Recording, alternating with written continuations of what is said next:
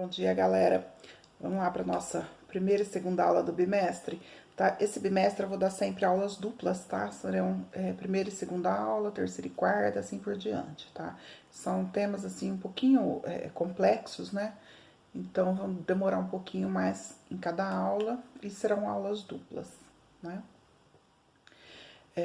Então, nesse primeiro bimestre, a gente vai falar o bimestre inteirinho sobre as desigualdades sociais, tá? Sobre os conflitos sociais, e não tem como falar sobre isso sem explicar para vocês o que é exclusão social, tá? E como ela se dá, né? Então, vamos lá. Em primeiro lugar, eu gostaria que vocês ficassem bem ligados no tema, porque ele cai bastante em Enem e até em vestibular, tá? No Enem eles gostam de fazer bastante perguntas sobre a exclusão social. Então, se você está interessado em fazer Enem, ter uma nota boa, é legal prestar atenção.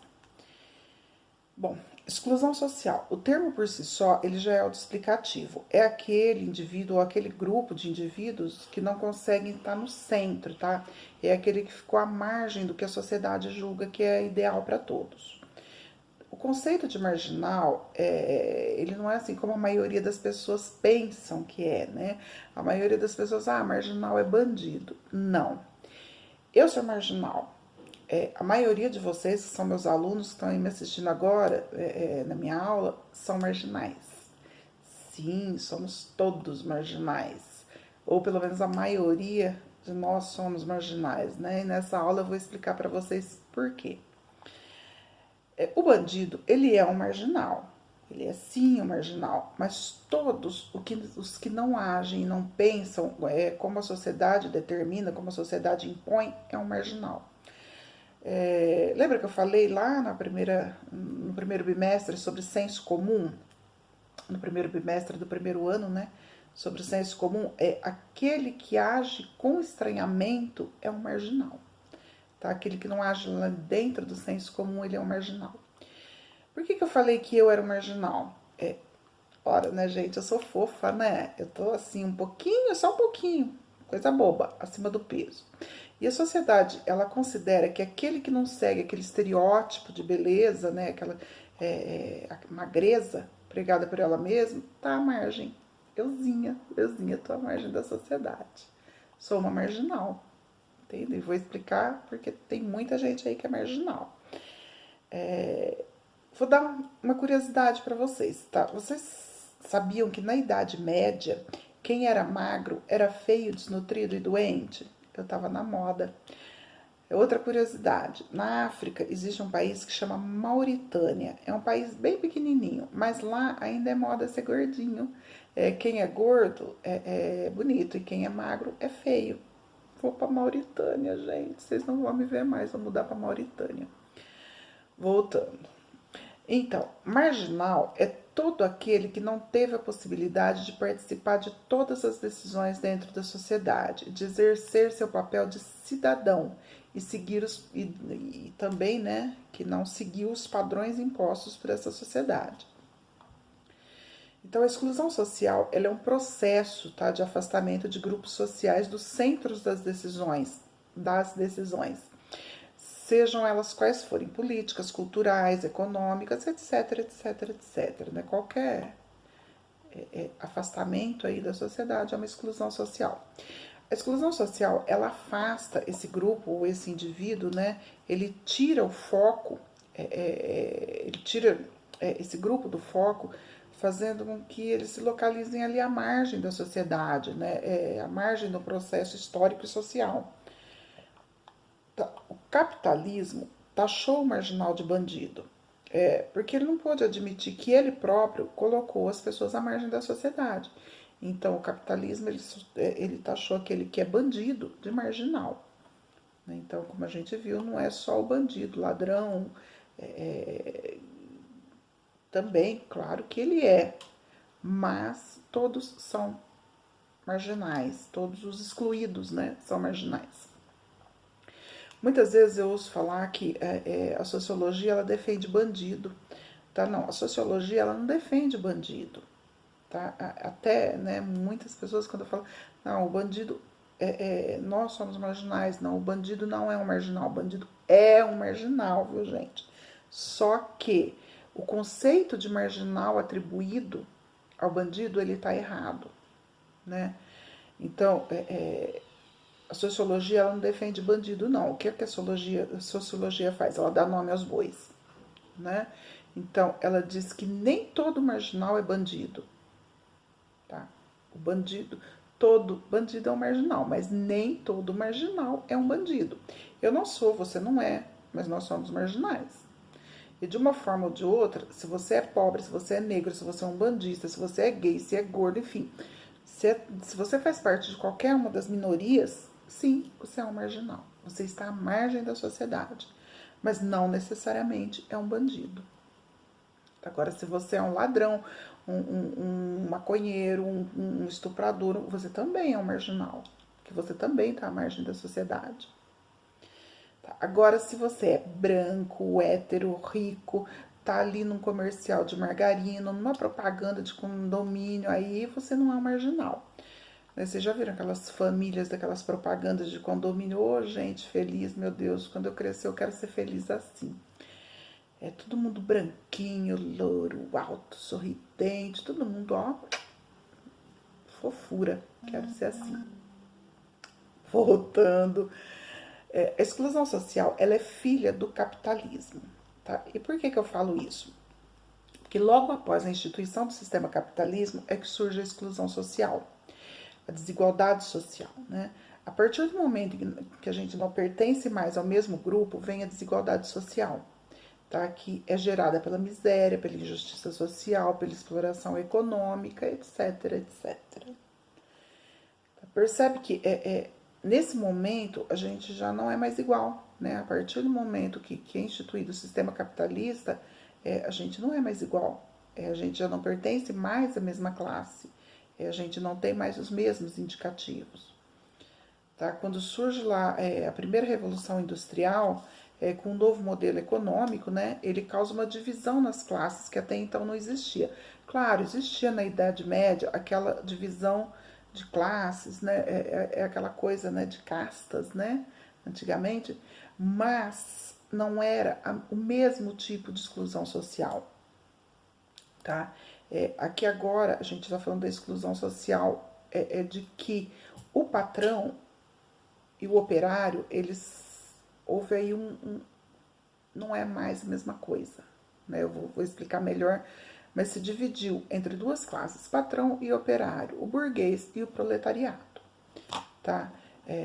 Na época não era chamado patrão e empregado, tá? Era chamado burguês e proletário, tá? E essas são duas classes, assim, bem distintas, opostas até eu diria, né? Com o surgimento da industrialização, onde o indivíduo ele deixou de ser o autor da própria obra, lembra, né, que antes ele fabricava, por exemplo, ali um sapato. Ele fabricava aquele sapato do começo ao fim, tá? E com esse, né, o sapato estando pronto, ele ia lá e fazia os escambos, né, ou seja, as trocas, né, por mercadorias. Esse indivíduo, ele deixou de fazer o seu sapato, ele foi para uma linha de montagem. Mas por que o indivíduo trocou ali a sua fabricação própria por trabalhar numa linha de montagem? Porque ele quis. Não, não foi bem assim, né? Na época, tá, do começo ali do capitalismo, houve uma propaganda massiva, né, de que o que era bom era fabricado por grandes indústrias, né, e não pelo artesão, né? Houve-se uma propaganda de que o que era fabricado pelas indústrias teria mais qualidade e um preço mais baixo. Realmente tinha um preço mais baixo. Qualidade, nem tanto, né? Dessa forma, o artesão, que além de ele não ter mais condição econômica, né, de competir com as indústrias, eles acabaram por ter que ir para a linha de montagem, né? Porque ele não conseguia vender o produto dele ao mesmo preço que uma grande fábrica vendia. E também ele não conseguia produzir ali o sapato dele, né? A gente está usando o exemplo do sapato. Ele não podia produzir esse sapato com a mesma velocidade que uma indústria produzia. Então, dessa forma, o que acontece? Para não morrer de fome, ele teve que ir para a linha de montagem, tá? Porque o produto dele parou de ser vendido, né? E o que acontece numa linha de montagem? Um vai lá, faz a sola, o outro, sei lá, corta a parte de cima do sapato, o outro cola, o outro costura, o outro embala e o outro ainda que vende. Né? Ou seja, existe lá a primeira ruptura, né? Pois o indivíduo ele perdeu a sua autoria sobre a fabricação do sapato. Ele não é mais o autor da obra. Ele é o empregado que faz o sapato ou parte dele. Quem é o autor da obra? O patrão. Né? Quando você compra lá um sapato da marca tal, né? Não é mais a marca do empregado, é a marca do patrão, tá? E o indivíduo, né, que ele ganha para fabricar aquele sapato é um décimo, né, no máximo, aí, do preço que aquele sapato será vendido, tá? O mesmo, tá, desculpa, e mesmo que aquele sapato ele aumente o valor, o salário do indivíduo ainda vai ser o mesmo. Agora, o indivíduo ele não é mais o sapateiro, né? Ele trocou a venda do seu produto pela venda da sua mão de obra. Tá? Acontece, né, que a mão de obra ela é bem menos valiosa que o produto.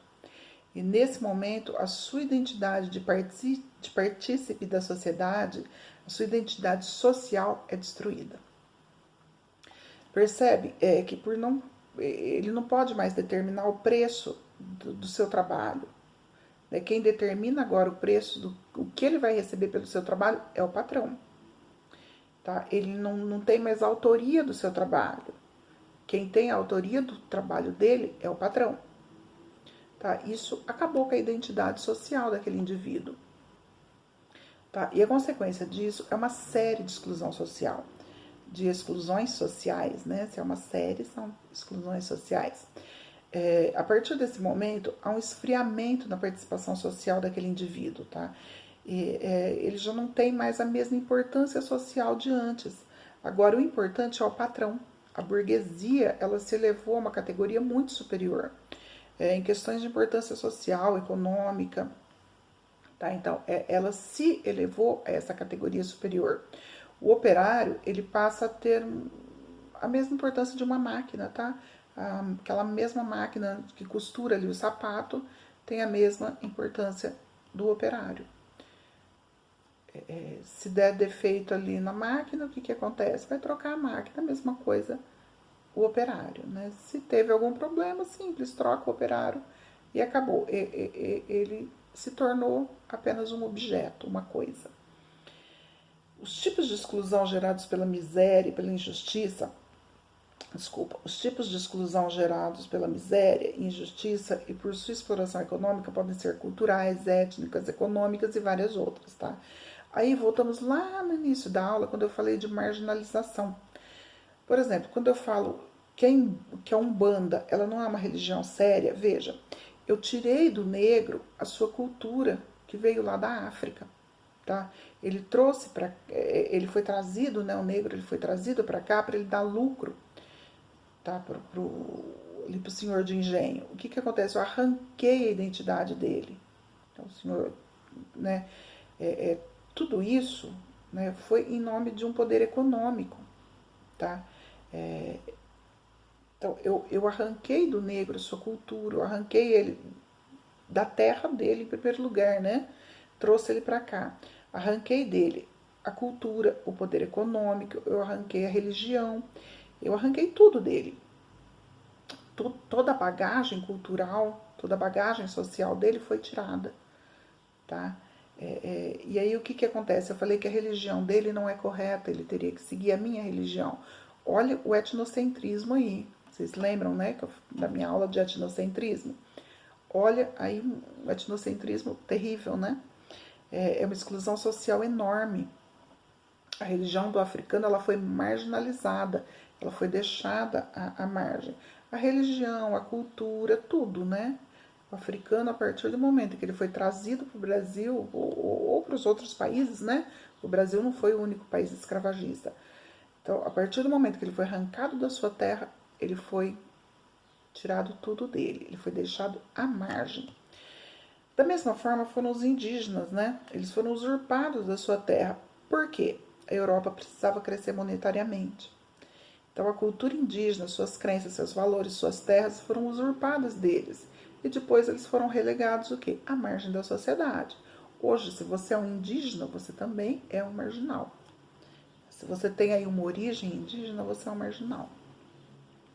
Para o capitalismo, era importante que houvesse um padrão de normalidade para a manutenção desse sistema excludente. Tá? Então, estabeleceu-se o quê?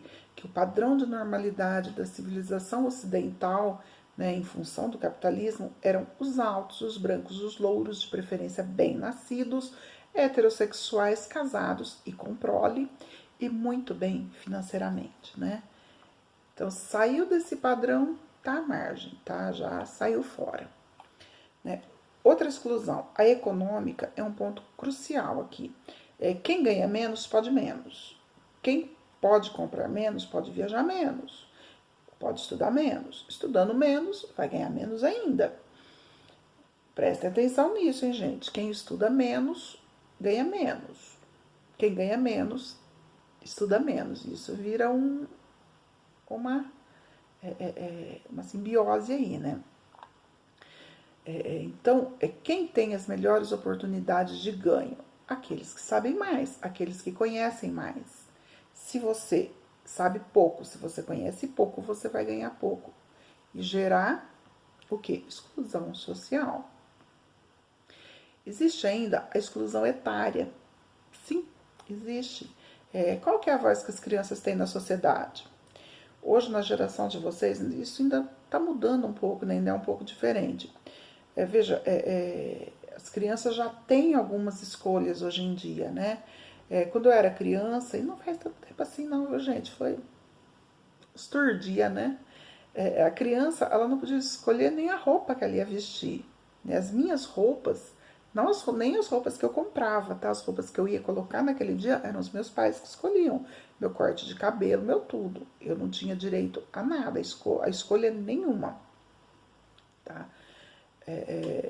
Então, isso não só eu, tá? Toda uma geração. Hoje está mudando um pouquinho, né? Qual a voz que os idosos têm?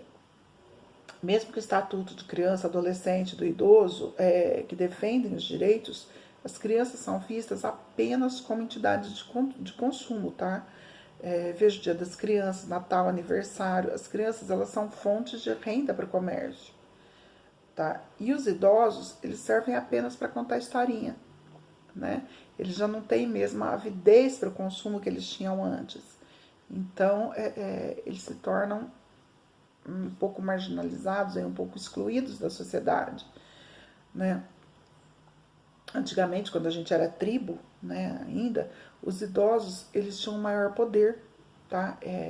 Eles tinham o conhecimento, eles eram os sábios, portanto, eles eram ali o topo da tribo, né? Eles eram os mais importantes dentro de uma tribo, tá? Exclusão sexual e de gênero, tá?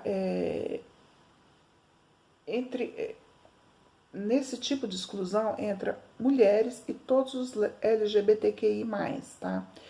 Hoje, se você for mulher lésbica e negra, coitada, tá perdida, né? Ela vai ter que batalhar muito, mas muito mesmo, para conseguir um emprego, para conseguir uma dignidade, um salário igualitário. Então, ó, nem pensar, né? A mulher hoje, pelo simples fato de ser mulher, ela ganha 15% a menos que o homem. Estamos falando disso hoje, tá? Era pior ainda. Se ele não for negro, né? Porque se ele for negro, ele ganha só um pouquinho a mais, né? Mas se ele for negro, ele ganha menos que uma mulher branca, né? Se a mulher for negra, aí o homem negro ganha mais, tá? Mas, tá, acho que hoje em dia, acho que o homem negro e uma mulher branca estão ganhando aí mais ou menos igual. Uma mulher negra tá relegada. Exclusão patológica. Sim, isso existe, gente. Quer ver? Um portador de uma deficiência física qualquer, ou mesmo uma deficiência mental, mas que ele está apto ao trabalho, ele tem as mesmas oportunidades que um homem, ou até uma mulher sem nenhuma condição patológica? Não, né? Não tem, a gente sabe que não tem. Um portador de diabetes, de HIV ou qualquer outra doença tem bem menos oportunidade de trabalho. Tá? Ele é bem menos contratados, né? Hoje não, já faz até algum tempo, Existem exames pré-admissionais, né? Que se você não passar naquele exame, você não é contratado pela empresa. Fora do mercado de trabalho, também o portador de alguma enfermidade é sempre visto de forma irregular, né? Como se ele estivesse no lugar errado, tá? Ele é sempre olhado de lado, né? No mínimo a gente olha para ele um olhar com pena, né? Com dó. Exclusão comportamental. Nesse tipo de exclusão a gente cita os dependentes químicos, tá? Os moradores de rua, tá? Existe o olhar de que aquela pessoa ela tá assim por opção, tá? Que a coisa mais fácil do mundo seria sair das ruas, seria se desvencilhar das drogas, né? Então, quem não passa pelo problema é muito fácil julgar, né? Agora eu quero ver julgar quem tá ali no olho do furacão, quem tá ali passando pelo problema. Então, esses são alguns exemplos de exclusão social, né? Não dá tempo da gente falar de todas, né? Que são inúmeras, né? São várias, né? Mas as consequências disso são preconceito, marginalização, violência, isolamento social, perda de condição do exercício da cidadania, desumanização e coisificação do ser humano. Que são coisas que nós vamos falar nas próximas aulas, tá bom? Junto com essa aulinha está indo uma atividadezinha do Google Forms para vocês. Espero que vocês façam. Beijo, até semana que vem.